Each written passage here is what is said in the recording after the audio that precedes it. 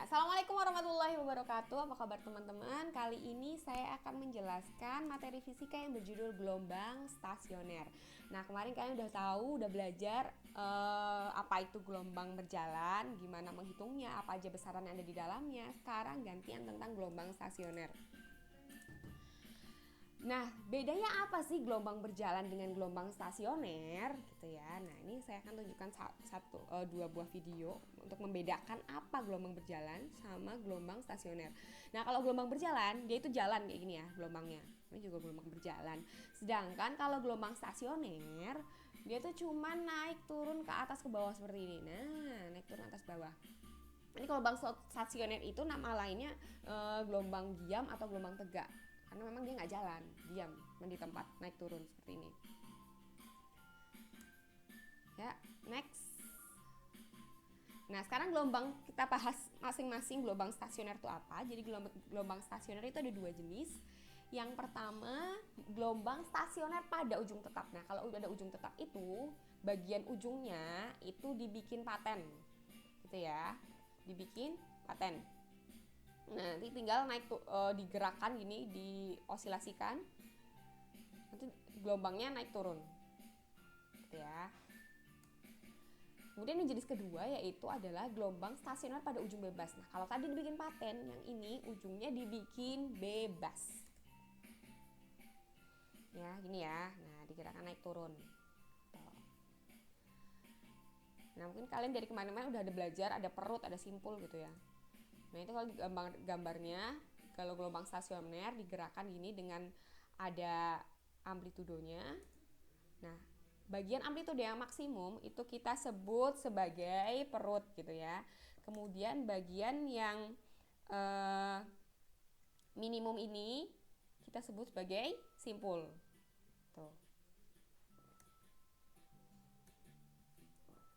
Ya, sekarang kita tinjau bentuk gelombangnya, persamaan gelombangnya, dan yang baru di sini adalah letak simpul, mencari letak simpul dan letak perut. Nah, kalau dari bentuknya sendiri, bentuk gelombang stasioner pada ujung tetap, diingat-ingat aja,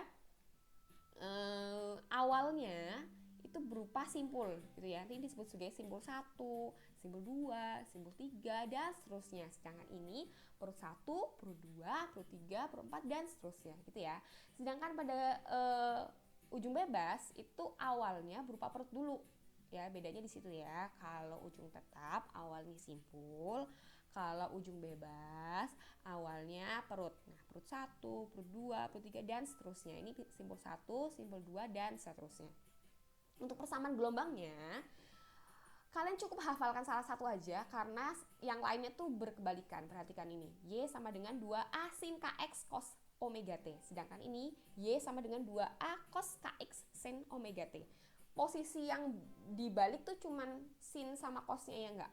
Kalau pada ujung tetap sinnya di depan, kalau ujung bebas cosnya di depan gitu. Buat menghafalkannya saya kasih jembatan keledainya ya, anak kos bebas kak. Nah, jadi kalau misalnya anak kos, A-nya kos di depan itu berarti yang bebas ya, kos bebas ya, yang depan kos itu bebas ya, diingat anak kos bebas kak. Oke, diingat ya.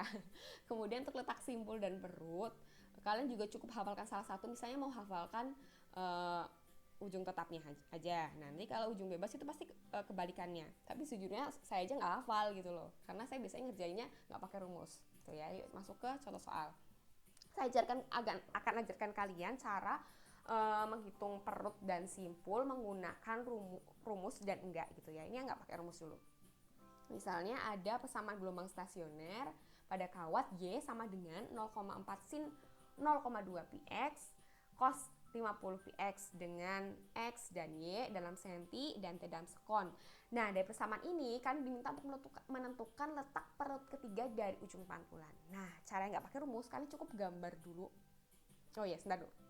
Ini saya kasih tanda panah di sini maksudnya untuk bedain ini kira-kira ujung bebas atau ujung tetap ya. Perhatikan tadi kan anak kos bebas itu kalau yang bebas. Nah, ini sin berarti dia yang ujung tetap. Kalian gambarlah dulu gelombang pada ujung tetap seperti ini ya. Nah, terus kalian kasih tanda perut 1, perut 2 gitu ya. Untuk jawabnya kunci dari menentukan perut dan simpul itu adalah dari lambda, ya kan? Kuncinya adalah dari lambda. Gimana caranya kalian bukan lambda? Kalian tahu kan kalau misalnya lambda itu dapatnya dari K. Ingat-ingat K itu nempel sama X dan omega yang nempel sama T. Ini T harusnya. Aduh, salah lagi. Diingat ya, ini T ya, saya salah. Ini K 0,2 pi X. Ini saya edit. Oke. Kemudian kita masukkan K-nya itu 0,2 pi sama dengan pi per lambda. Nah, dihitung-hitung nanti dapatlah nilai lambdanya 5 cm. Nah, berarti artinya panjang satu gelombangnya itu 5 cm. Kalian ingat-ingat namanya satu gelombang itu kan terdiri ini ya, di sini. Oh, segini satu gelombang nih. Oh, berarti segini itu 5 cm. Nah, kalian mau ngitung dari ujung sampai perut ketiga. Berarti kan perut ketiga letaknya ya enggak satu gelombang, ya kan? Ini satu gelombang ditambah segini nih, kecil ini. Segini berapa? Seperempat gelombang kan? Berarti satu gelombang tambah seperempat gelombang. Lambda tambah seperempat lambda. Lambdanya 5 tambah 5 per 4. Tahu ya lambdanya 5 per 4 set. Nah, di jumlah biasa dapatlah 5 per 4 cm atau 8,25 cm. Gitu caranya ya. Ini cara nggak pakai rumus.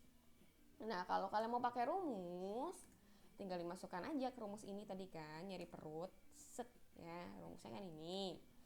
Nah, itu kan perut ketiga. Nah, ini kan mungkin kalian bingung nih, n plus 1 tuh apa gitu ya.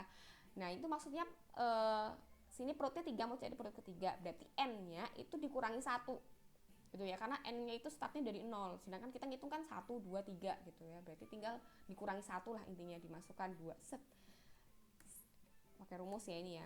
Nah, dihitung-hitung dapatlah 8,25 cm. Sama aja, tapi kalau saya sih lebih suka nggak pakai rumus sih untuk menentukan simpul sama perut, karena nggak perlu ngapalin lagi ya kan. Cuman repotnya kalau kalian harus nentuin perut ke 100, berarti kalian harus gambar 100 kali. Gitu ya. Gampang kan? Ya, jadi intinya kalau di bab ini itu biasanya menentukan perut dan simpul, dan kuncinya adalah gimana kalian bisa menentukan lambdanya. Nah, ini yang lain sama, kalian mau cari cepat rambat, mau cari frekuensi itu sama. Nyari frekuensi berarti dari omega dan lain-lain sama gitu ya. Oke, semoga bermanfaat. Mohon maaf agak belibet, agak grogi nih kayaknya, udah lama nggak ngajar. Miss you guys. See you. Assalamualaikum warahmatullahi wabarakatuh.